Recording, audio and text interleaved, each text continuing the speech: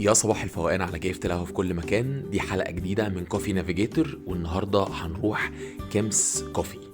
كيمس كوفي هو براند قهوة سعودي.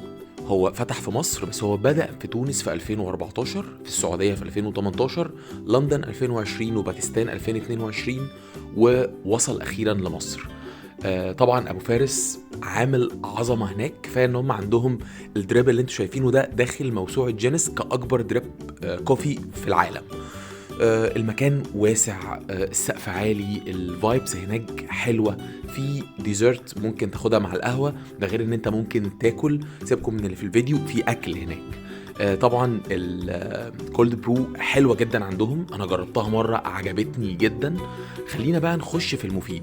عندهم يا جماعه انواع قهوه ما ينفعش تروح ما تجربهاش، ده غير ان انت عايز تجرب القهوه باي طول هتلاقيها. لازم تروح هناك، ونصيحه مني روح هناك الصبح. انت ممكن تقعد تحت او الدور اندور، ممكن تطلع كمان الدور اللي فوق. الدور اللي فوق جميل جدا. كل حته هناك بتحسسك ان انت في مكان جميل حلو ليه علاقه بالقهوه. فيو مفتوح، انت في المازا بارك، فانت شايف منظر حلو جدا.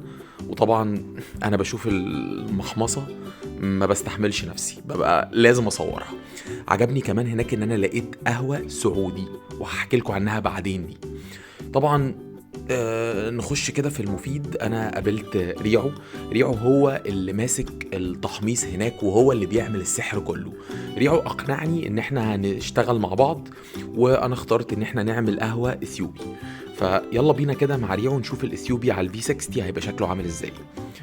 طحنا شوية حبوب حلوين، ريشيو 1:15 عشان ناخد منهم احلى حاجة في الفي 60. وبصراحة من اول الريحه انا قلت احنا داخلين نعمل حاجه حلوه. وبما ان ريعو هو اللي يعمل الحاجه دي بايديه، خلاص انا اشتريت وشربت وانبسطت من قبل ما اشرب. بصراحه الناس هناك محترفه. الاستاف هناك ناس بشوشه جدا، وبيحتفلوا لو في عيد ميلاد، لو في اي حاجه. الدوري السعودي هناك عندهم زي دوري ابطال اوروبا كده، فانت هتروح هناك هتحس بجو مختلف. شكرا جدا على اليوم، وروحوا هناك هتنبسطوا جدا.